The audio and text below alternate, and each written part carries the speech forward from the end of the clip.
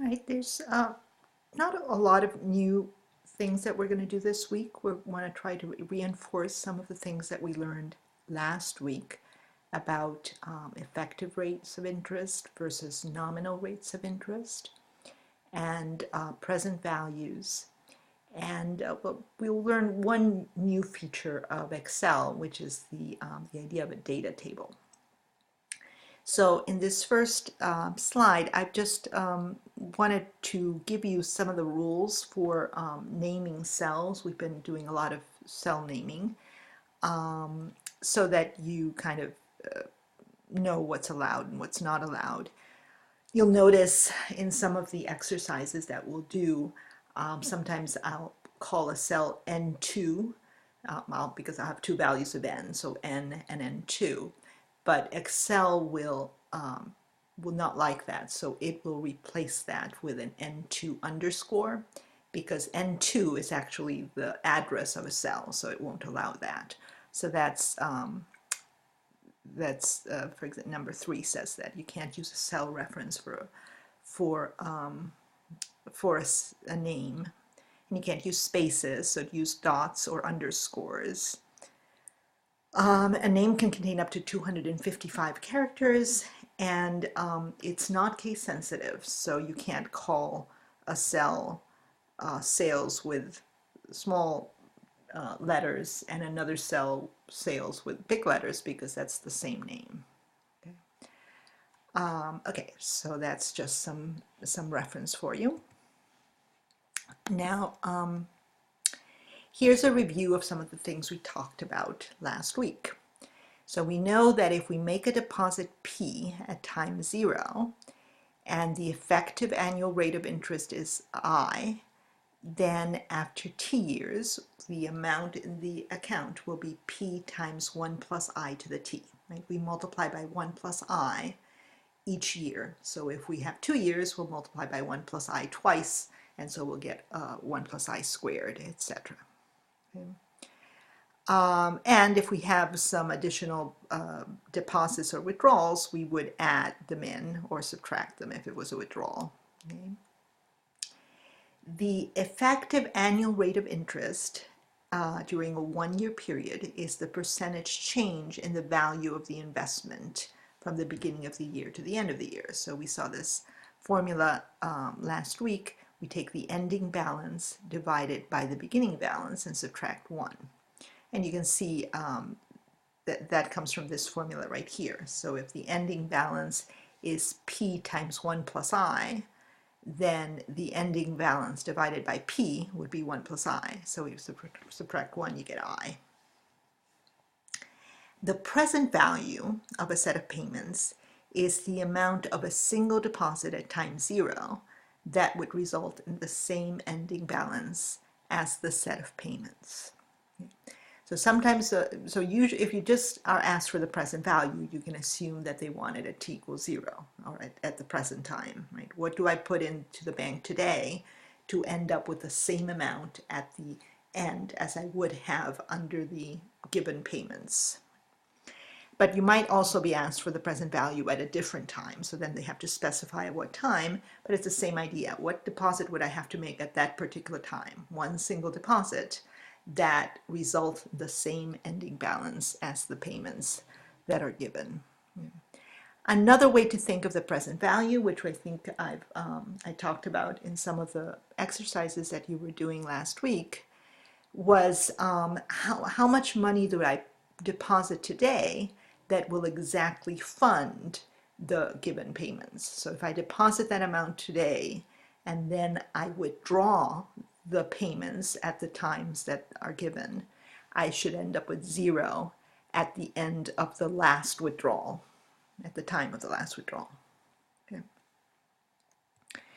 All right, and then the last concept that we discussed was the average rate of interest earned over a period of time, which is just the constant rate that I would have to earn each year throughout that period to end up with the same ending balance. Okay, so those are the concepts that we talked about last week.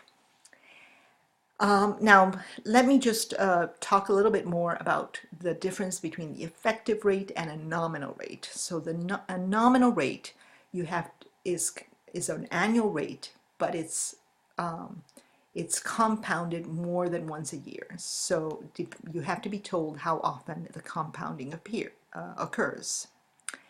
So, for example, if the interest is compounded once a year, then that nominal rate is actually an effective rate. So if we start with $1 at let's see, let me put these down here. Okay, so we start with $1 at time 0, and we're assuming compounding once a year, and we're assuming that the interest rate is 24. Then at the ending balance at time 12, if we're doing our timeline in months, would be the dollar times 1 plus 0.24. So we end up with $1.24 at the end, and in between nothing's changed, so we still write $1 for the amount in the account at any in-between time. If the nominal rate of 24% is compounded twice a year, that means that at time 6, so at the 6th month, after 6 months, we would get 24 divided by 2, 12% interest credited to our account. So we would get the $1 times 1 plus 0.24 over 2, so I'll just write 0.12. Or, well, maybe I should write 0.24 divided by this, the number of compounding periods per year. And I'll put dollar signs because I want to always refer to that, and then close parentheses.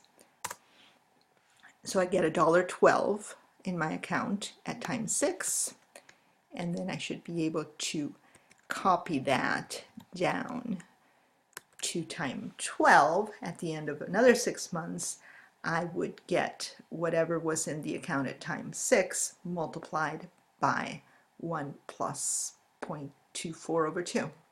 So I end up with just slightly more interest if the compounding is twice a year.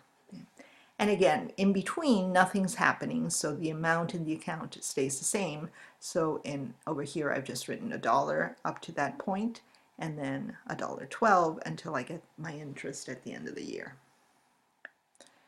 All right, if n equals 3, we're going to get interest at times 4, 8, and 12.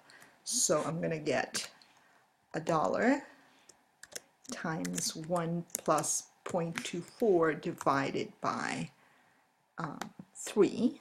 I'll put dollar signs here.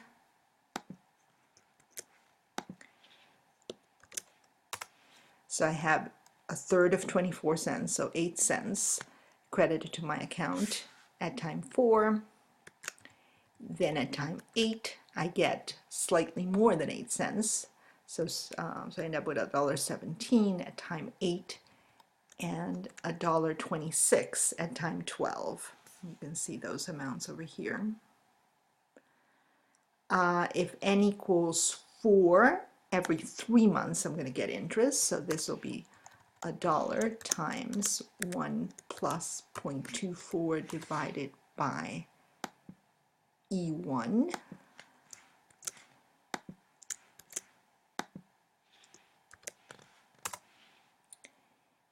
So a fourth of 24 cents, so 6 cents after 4 months, and then a little more than 6 cents after 6 months, and then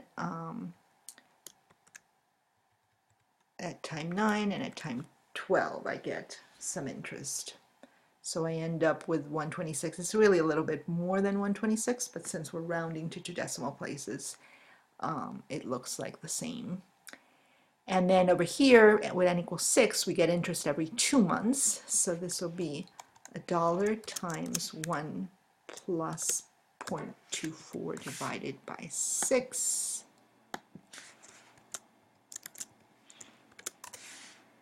So, yeah, 24 divided by 6 is 4. So we get a 4 cents at the end of 2 months. And then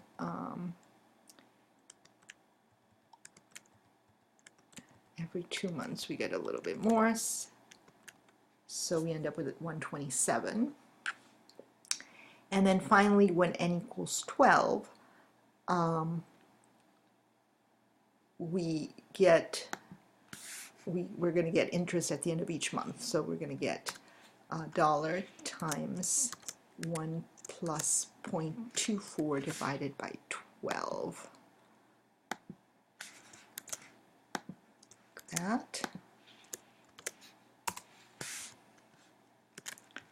And that we get every month like that. Okay. So you can see I end up with slightly more the more times the interest rate is compounded. So it's the same annual rate, but the compounding makes a difference. If I wanted to compute the effective rate under each of these scenarios, what would I do? I would take the ending balance divided by the beginning balance and subtract 1. What did I do? The ending balance divided by, this should be B3. And let's